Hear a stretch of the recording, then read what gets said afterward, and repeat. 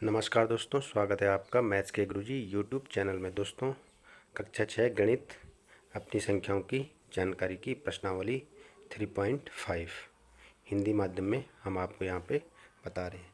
दोस्तों, अगर आप हमारे चैनल में नए हैं, पहली बार विजिट किए हैं या विजिट किए हैं और सब्सक्राइब नहीं किया तो दोस्तों सब्सक्राइब कर दीजिए और प्रेस कर दीजिए बेल आइकन को, जिससे आपको हमारी वीडियो का नोटिफिकेशन सबसे पहले पहुँच सके। तो दोस्तों, आइए वीडियो शुरू करते हैं। दोस्तों, प्रश्नावली 3.5 निम्नलिखित में से कौन से कथन सत्य हैं और कौन से असत्य हैं। यहाँ पे हमें दे रखा है A, B, C, D, E, F, G, H और I। तो हमें बताने कौन से सही हैं और कौन से गलत हैं। कोई संख्या 3 से विभाज्य है तो वह 9 से विभाज्य होती है। बिल्कुल नहीं है। जो संख्या 3 से विभाजित होती है वह 9 से विभाज्य नहीं होती है। ठीक है। एग्जाम्पल हम जैसे देखते हैं यहाँ पे, जैसे कोई संख्या 12 है। 12 क्या है, 3 से विभाजित होती है, जबकि 9 से विभाजित नहीं होगी। इसका मतलब ये क्या है, ये वाला असत्य है। ठीक है, ये क्या है, गलत है। अब आइए बी पे। यदि एक संख्या 9 से विभाजित हो, 3 से भी अवश्य विभाज्य होगी। बिल्कुल सही है। क्यों सही है? क्योंकि अगर कोई संख्या, यदि एक संख्या 9 से विभाज्य है तो वह 3 से भी विभाज्य है। सपोज 9 से विभाज्य क्या है, 9 से विभाज्य 18 होता है। 9 दूनी 18। ठीक है। अब हम लेते हैं यहाँ पे 3 के केस में, तो 3 छक्का 18 हो जाएगा। मतलब 9 से भी होगी, 3 से भी होगी। ठीक है, तो ये सही आंसर है। अब आइए सी पे। एक संख्या 18 से विभाज्य होती है। ठीक है, यदि वह 3 और 6 से विभाज्य हो। बिल्कुल ये भी सही है। यदि एक संख्या 18 से विभाजित होती है वह 3 और 6 से भी विभाजित होगी, ये भी सही है। ठीक है, ये गलत है, बी वाला सही है। यदि अब आइए डी पे। यदि एक संख्या 9 और 10 दोनों से विभाज्य है तो वह 90 से विभाज्य होगी। बिल्कुल गलत है ये, क्योंकि 9 और 10 से जो विभाज्य होगी 90 से विभाज्य होगी नहीं होगी। ठीक है। अब आइए ई वाले पे। ई क्या बोल रहा है, यदि दो संख्याएं सहअभाज्य हो तो इनमें से कम एक अवश्य में से कम एक अवश्य ही अभाज्य संख्या होगी। ये क्या है, गलत है। अब आइए एफ वाले पे। एफ क्या बोल रहा है, 4 से विभाज्य सभी संख्याएं 8 से भी अवश्य विभाजित होगी। 4 से विभाज्य सभी संख्याएं 8 से अवश्य विभाजित होगी। बिल्कुल नहीं होगी। ठीक है। अब आइए जी वाले पे।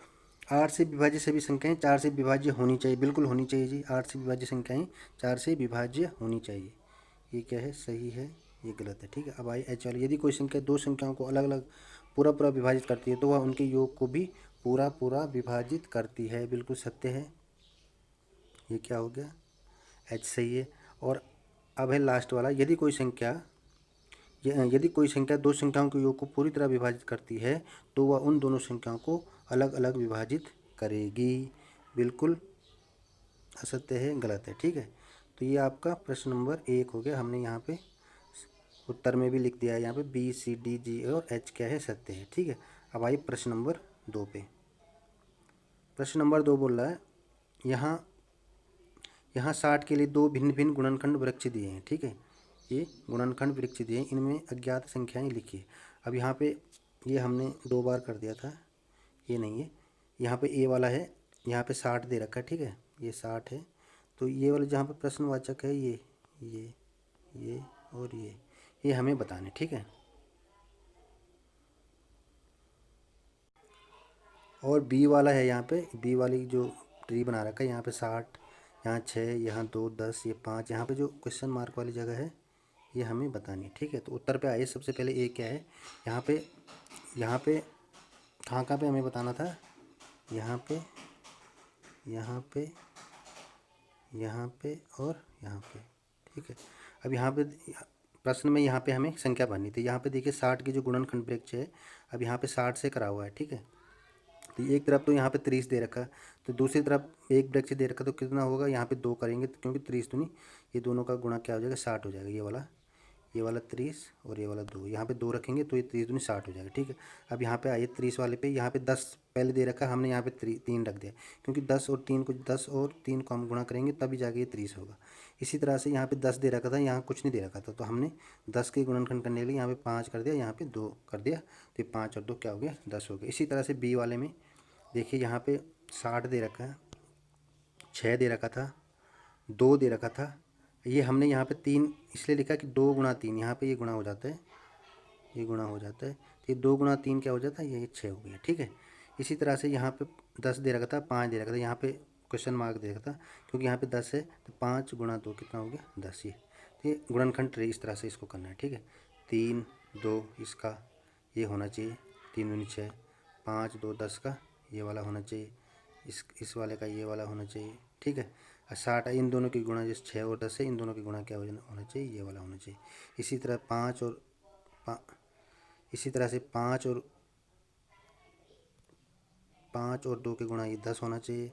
ठीक है। 10 और 3 का गुणा 30 होना चाहिए, और 30 और 2 का गुणा 60 होना चाहिए। इस तरह से ट्री वो कर दे, गुणनखंड ट्री है। ठीक है। अब आइए प्रश्न नंबर 3 पे। एक भाज्य संख्या के अभाज्य गुणनखंड में किन गुणनखंडों को सम्मिलित किया जाता है। ठीक है। एक भाज्य संख्या के अभाज्य गुणनखंडों में किन गुणनखंडों को सम्मिलित किया जाता है। एक भाज्य संख्या के अभाज्य गुणनखंड में एक को सम्मिलित किया जाता है, सम्मिलित नहीं किया जाता, सॉरी। एक भाज्य संख्या के अभाज्य गुणनखंड में एक को सम्मिलित नहीं किया जाता, ये इसका उत्तर हो गया। ठीक है। अब आइए प्रश्न नंबर 4 पे। प्रश्न नंबर 4 है, 4 अंकों की सबसे बड़ी संख्या लिखनी है। सबसे बड़ी संख्या 4 अंकों की लिखिए और उसे अभाज्य गुणनखंड के रूप में व्यक्त कीजिए। अभाज्य गुणनखंड के रूप में हमने व्यक्त किया। 4 अंकों की सबसे बड़ी संख्या क्या है, 9999। 9999, तो 9999 के हम कैसे गुणनखंड करेंगे। यहाँ पे 9999, ये देख लीजिए आपने ट्री बना दिया हमने यहाँ पे 9999। तो 9999, ये 9999 है, इसको हमने इसके गुणनखंड ट्री करनी है। अब यहाँ पे देखिए हमने यहाँ पे 3 किया, ये 3 किया, यहाँ हमने 3 3 3 3393, इसका और इसका गुणा क्या हो जाएगा, ये हो जाएगा। ठीक है। अब 3 को हमने 2 हिस्सों में तोड़ दिया, 1 गुणा 3। ठीक है। ये 1 गुणा हम 3 क्या हो गया, 3 हो गया। अब यहाँ पे आइए 3333 को 3333 को हमने 1111 ये वाला और गुणा 3, इसका गुणा 3 करेंगे तो ये वाली संख्या हो जाएगी। अब हमने 1111 को 101 गुणा 11 के रूप में गुणनखंड कर दिया, ये वाला ये। ठीक है। इस तरह से इसको हमने गुणनखंड ट्री कर दिया इसका। ठीक है। तो अंत में हमें देखें 9999 का अभाज्य गुणनखंड क्या है, 3 गुणा 3 गुणा 11 गुणा 100, ये वाली संख्या 3 गुणा 3 गुणा 101 गुणा 11। ठीक है। ये इसकी क्या होगी, गुणनखंड हो गया। अभी हमने यहाँ पे एक देखा, एक हमने अभी पहले प्रश्न में देख पढ़ा था यहाँ पे कि एक भाज्य संख्या के अभाज्य गुणनखंड में एक को सम्मिलित नहीं किया जाता, इसलिए यहाँ पे ये वाला एक को हमने सम्मिलित नहीं करा है, ये वाला। ठीक है। तो 3 3 101 और 11, ये इस तरह से। ठीक है।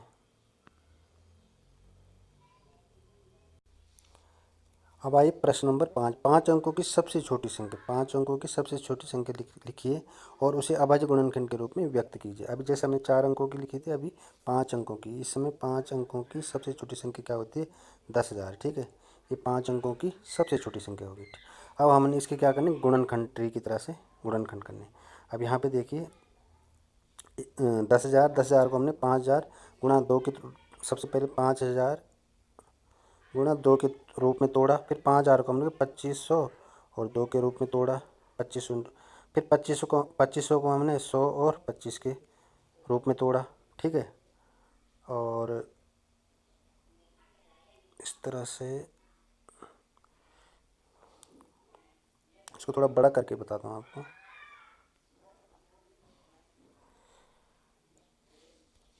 ठीक है। अब यहाँ पे हमने ये 2500 को हमने 25 और 100 के रूप में तोड़ा, फिर 25 को हमने 5 × 5 के रूप में तोड़ा, 100 को हमने 10 × 10 के रूप में तोड़ा, फिर इस 10 वाले 10 को हमने 5 × 2 के रूप में तोड़ा, फिर इस 10 वाले को हमने 5 × 2 के रूप में तोड़ा। ये इसके 10,000 के गुणनखंड ट्री हो गया। ठीक है। तो इसलिए 1000 के अभाज्य गुणनखंड, जिसमें जो अभाज्य है, जिसमें भाग नहीं जाता है, वो गुणनखंड क्या हो गए, यहाँ पे देखिए नंबर 1 ये वाला 2 से 1 ये हो गया, 1 ये हो गया, 1 ये हो गया, 1 ये हो गया, 1 ये हो गया, 1 ये हो गया और 1 ये हो गया। इस तरह से ये देख रहे होंगे आप, 1 1 2 3 4 4 बार 2 आ रहे हैं, 1 2 3 4 और 5 बार 1 2 3 4 बार 5 आ रहे हैं, तो 1 5 1 2 3 4, हाँ 4 बार 5 आ रहे हैं। ठीक है, तो इस तरह से ये हमने क्वेश्चन आपको बता दिया। अब आइए प्रश्न नंबर 6 पे। प्रश्न नंबर 6 क्या बोल रहा है? 1729 के सभी अभाज्य गुणनखंड ज्ञात कीजिए और उन्हें आरोही क्रम में व्यवस्थित कीजिए। अब दो क्रमागत अभाज्य गुणनखंडों में यदि कोई संबंध है तो लिखिए। आइए आंसर पे। 1729 के अभाज्य गुणनखंड, 1729 ये हमने ये ट्री के रूप में किया है यहाँ पे। 1729 को हम 247 और 7 के रूप में तोड़ेंगे। ठीक है, फिर 247 को हमने 13 गुणा 19, 13 गुणा 19 करेंगे तो क्या हो जाएगा? 247। इस 1729 को हमने इस तरह से यहाँ पे तोड़ दिया है। ठीक है, अब यहाँ पे देखिए 1729 के अभाज्य गुणनखंड, तो क्या हो गया अभाज्य गुणनखंड? 7 13 और 19, 7 13 और, तो दो क्रमागत अभाज्य गुणनखंडों का अंतर क्या होगा? अब यहाँ पे देखिए इनमें कितना अंतर आ रहा है? 7 और 13 में, 7 और 6 13 और 13 और 6 19, तो कितना अंतर आ रहा है? 6 का। तो इतने कितने का अंतर हो गया इनमें? 6 का। ठीक है, इन सब में क्या हो रहा है? 6 का अंतर हो रहा है। तो इस तरह से ये क्वेश्चन आपका हो गया। अब आए प्रश्न नंबर 7 में। 3 क्रमागत संख्याओं का गुणनफल सदैव 6 से विभाजित होता है, इस कथन को कुछ उदाहरणों की सहायता से स्पष्ट कीजिए। ठीक है, तो इसका उत्तर है 3 क्रमागत संख्याओं में एक सम संख्या होगी। अगर 3 क्रमागत संख्या है उसमें क्या होगी? एक सम संख्या होगी और एक 3 का गुणज होगी। ठीक है, 3 का गुणज, इसलिए वह संख्या 6 का गुणज होगी। उदाहरण हम यहाँ पे बता दें, 3 क्रमागत संख्या के 2 3 4, मतलब क्रम से है 2 3 4। इनमें क्या है? एक ये 3 क्या है? विषम संख्या है। ठीक है, अतः 2 गुणा 3 गुणा 4 इनका गुणनफल क्या हो गया? 24। ठीक है, इसी तरह से 4 गुणा 5, मतलब 2 क्रमागत संख्या लिखनी है, 4 5 6। ठीक है, तो इनका गुणन क्या हो गया? 120। ठीक है, तो इस तरह से हमने उदाहरण देके यहाँ पे समझाएगा। 3 क्रमागत संख्याओं में एक सम संख्या होगी, और एक 3 का गुणज होगी। अब देखिए ये 3 का गुणज होगी, इसलिए वह संख्या 6 का गुणज, मतलब 6 का गुणज ये भी होगी और ये भी होगी।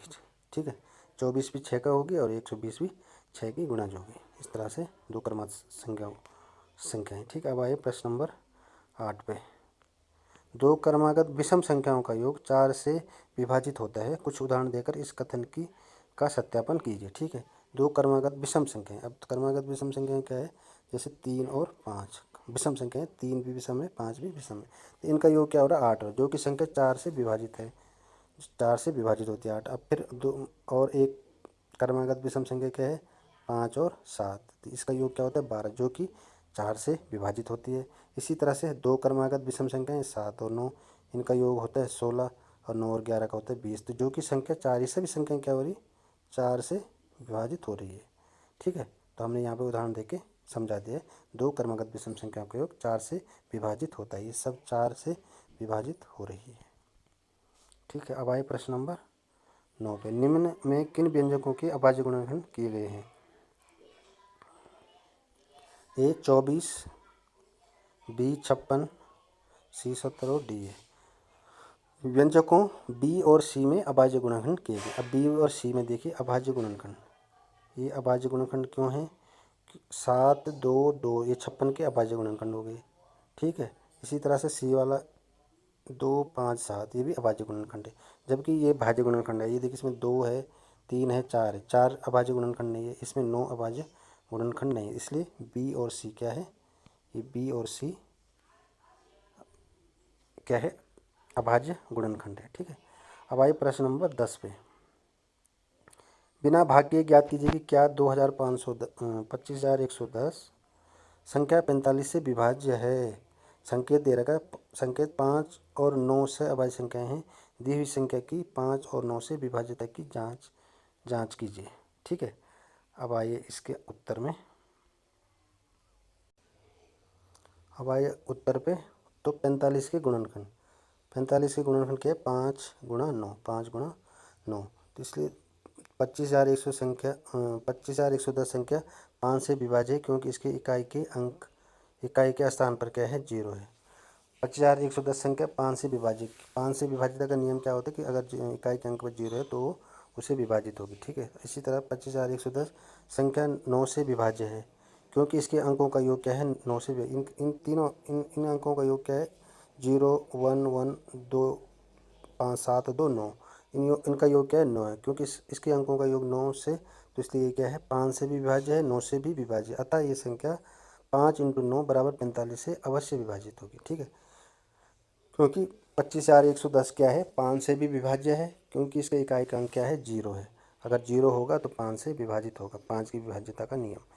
इसी तरह 25/110 में जो अंकों का योग है वो क्या है 9 है, इसलिए ये 9 से विभाज्य है। अगर 5 से भी विभाज्य है, 9 से भी विभाज्य है, तो ये संख्या किससे 45 से भी अवश्य विभाजित होगी। अब आइए प्रश्न नंबर 11। संख्या 18 2 और 3 दोनों से विभाज्य हैं। यह 2 × 3 = 6 से भी विभाज्य है। इस प्रकार एक संख्या 4 और 6 दोनों से विभाज्य है। क्या हम कह सकते हैं कि वह संख्या 4 × 6 = 24 से भी विभाज्य होगी? यदि नहीं तो अपने उत्तर की पुष्टि के लिए एक उदाहरण कीजिए। ठीक है, तो ये क्या होगा, इसका उत्तर क्या है, ये नहीं में आएगा। ठीक है, क्योंकि संख्या 12 संख्या 6 और 4 दोनों से विभाज्य। ठीक है, परंतु संख्या 12 संख्या 24 से विभाज्य नहीं है। ठीक है, अब आइए प्रश्न नंबर 12 में। मैं 4 भिन्न भिन्न अभाज्य गुणनखंडों वाली सबसे छोटी संख्या हूँ, क्या आप मुझे ज्ञात कर सकते हो? ठीक है, मैं का मतलब एक उदाहरण की तरह से बताया गया है कि मैं 4 भिन्न भिन्न अभाज्य गुणनखंडों वाली कोई संख्या हूँ, क्या आप मुझे ज्ञात कर सकते हैं? तो उत्तर 4 सबसे छोटी अभाज्य गुणनखंड क्या है 2 3 5 और 7। 4 सबसे छोटी अभाज्य गुणनखंड। ठीक है, अभाज्य गुणनखंड क्या है 2 3 5 और 7। अतः अभीष्ट संख्या क्या हो जाएगी 2 × 3 × 5 × 7। तो इनका गुणनफल क्या हो जाएगा 270। तो ये संख्या क्या है 270 है। तो इस तरह से आज की प्रश्नावली पूरी हो गई है और अगली प्रश्नावली कल लेके आएंगे। तब तक के लिए बहुत बहुत धन्यवाद।